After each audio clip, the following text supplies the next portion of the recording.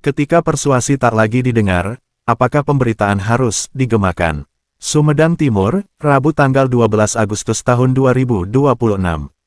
Sebuah visual berisi pesan kuat beredar di kalangan jurnalis dan pegiat literasi informasi. Jika cara persuasif sudah tidak lagi didengar, maka pemberitaan harus digaungkan.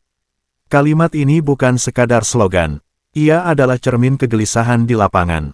Cermin dari realitas ketika suara warga tak mendapat ruang, laporan masyarakat tak kunjung ditanggapi, dan jalur komunikasi formal seringkali berhenti di meja birokrasi.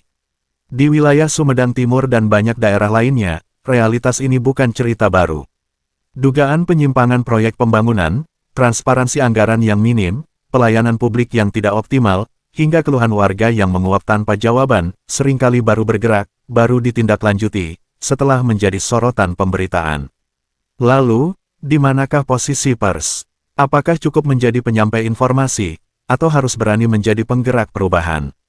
Menggaungkan bukan membesar-besarkan, tapi memastikan tidak diabaikan.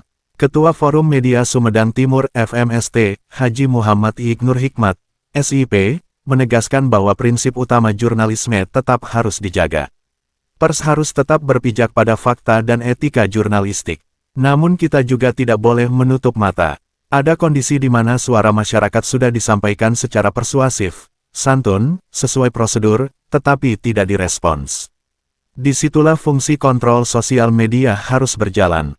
Menggaungkan bukan berarti membesar-besarkan, tapi memastikan persoalan tidak lagi diabaikan, tegasnya. Pemberitaan yang digemakan, menurutnya, adalah bentuk tanggung jawab moral untuk mengawal agar masalah tidak hilang ditelan waktu. Pemberitaan adalah alat kontrol, bukan alat tekanan. Senada, Sekretaris Jenderal Forum Media Sumedang Timur, M.A. Rahmat Setiawan, mengingatkan bahwa keberanian harus berjalan seiring dengan tanggung jawab. Pemberitaan bukan alat tekanan, tapi alat kontrol. Ketika informasi yang valid, berdata, sudah disampaikan secara baik namun tetap diabaikan, maka publikasi yang lebih luas dan masif menjadi jalan agar ada perhatian dan solusi. Ini bukan soal mengejar viral semata, tapi bagaimana masalah yang lama terpendam bisa mendapatkan penyelesaian nyata dan berkeadilan bagi masyarakat, ujarnya. Ia menambahkan, media yang sehat justru menjadi jembatan. Ketika komunikasi antara masyarakat dan pemerintah tersumbat, pers hadir sebagai ruang penyeimbang. Edukasi untuk semua pihak. Fenomena ini menjadi pelajaran penting bagi 3 pilar utama demokrasi di daerah. 1. Bagi masyarakat, jangan lelah bersuara melalui jalur yang benar. Dokumentasikan dengan data, sampaikan dengan etika. 2. Bagi pemerintah dan pemangku kebijakan, persuasi yang didengar adalah cermin kepemimpinan yang responsif. Mendengar sebelum viral adalah bentuk pencegahan, bukan pencitraan.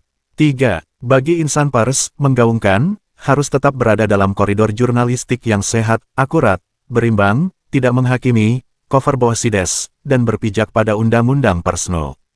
40 tahun 1999 serta Kode Etik Jurnalistik. Jika tidak, media justru berisiko kehilangan aset paling berharga, kepercayaan publik. Pada akhirnya, pesan dalam visual tersebut bukanlah ajakan untuk bersuara keras tanpa arah, apalagi ajakan untuk menghakimi. Ini adalah seruan moral agar kebenaran tidak tenggelam oleh kebisingan dan pembiaran. Berita sejatinya adalah suara rakyat, dan ketika suara itu diabaikan, tugas pers adalah memastikan ia tetap terdengar, lantang, jujur, dan berimbang. Berita adalah suara kebenaran, viralkan untuk perubahan.